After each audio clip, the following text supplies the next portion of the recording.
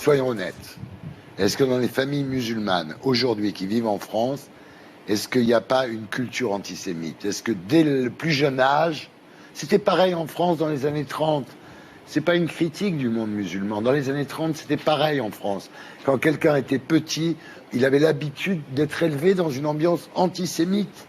Et quand il y a eu la guerre de 39, ça n'a pas étonné que la France envoie des juifs dans des camps de concentration. J'ai marché plus de 120 km et enregistré près de 60 heures d'images.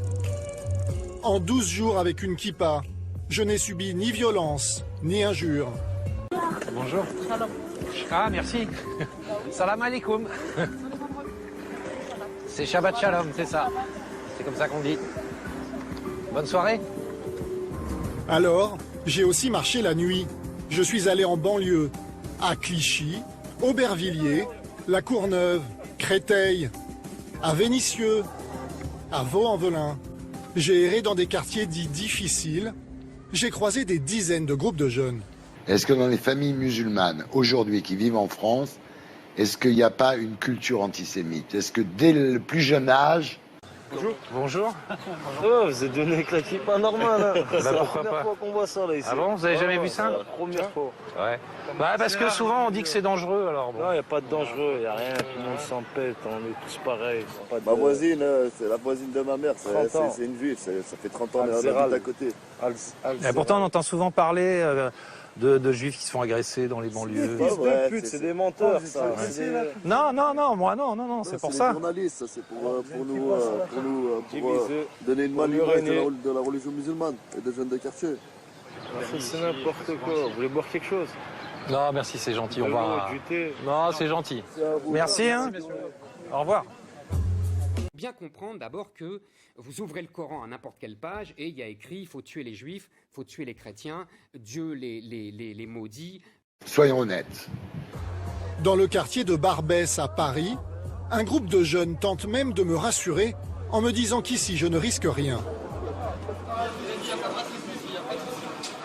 Chacun sa religion, chacun fait ce qu'il a envie. Non, parce que chacun des comptes à rendre à Dieu. Bah non, parce que... c'est pas vous, hein. C'est pas vous personnellement. Attends, on vous fait une photo. Non, non. Là, tu l'as il faut le prendre aussi. Voilà, faudra la foutre sur Facebook. Tous les réseaux sociaux. Bienvenue les mecs. Ouais, merci. Allez, merci, ça fait plaisir. Salut. Dans les années 30, c'était pareil en France. Quand quelqu'un était petit, il avait l'habitude d'être élevé dans une ambiance antisémite. Soyons honnêtes. Pendant l'occupation allemande, dès 1940, les Juifs doivent fuir ou se cacher parce que leur vie est en danger. La mosquée de Paris devient un refuge pour certains Juifs séfarades. Abdelkader Mesli, dans l'équipe du recteur, en abrite quelques-uns, délivre des certificats de religion musulmane à d'autres et des tickets de rationnement à des familles qui se terrent. Mon père étant imam à la mosquée de Paris a donc participé à cette forme de résistance qui consistait en la délivrance de fausses attestations à des personnes qui étaient menacées. Ce fut le cas par exemple de Jules Lusato, juif italien, le père adoptif de Philippe Bouvard. La famille a été épargnée.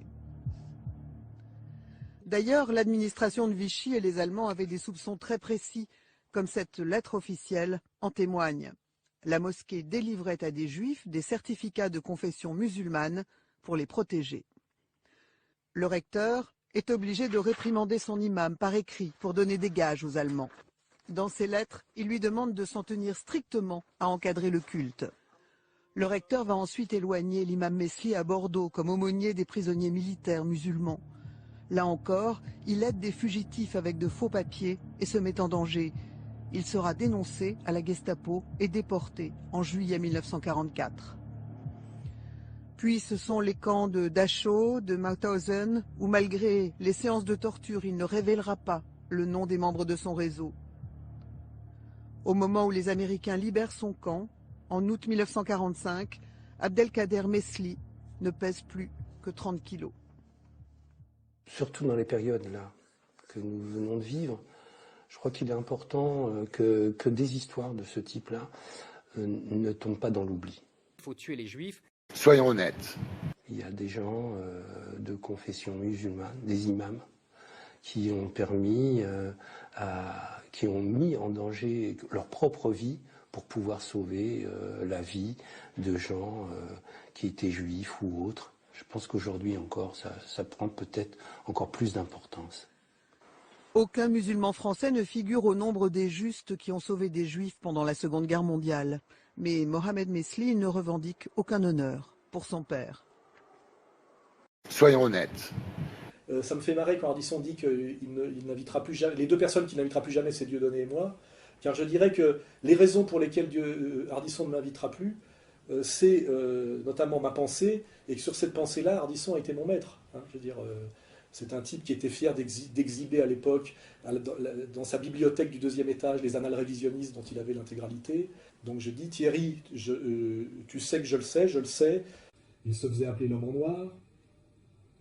Rive droite, donc il a joué monarchiste, de droite, réactionnaire, il s'habillait en noir, l'homme en noir, référence au noir, c'est fascisme italien.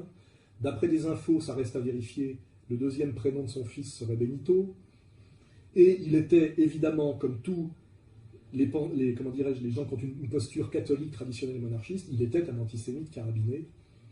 Nous en parlions souvent au téléphone, il disait les Russes, Moscou, il ricanait. Soyons honnêtes.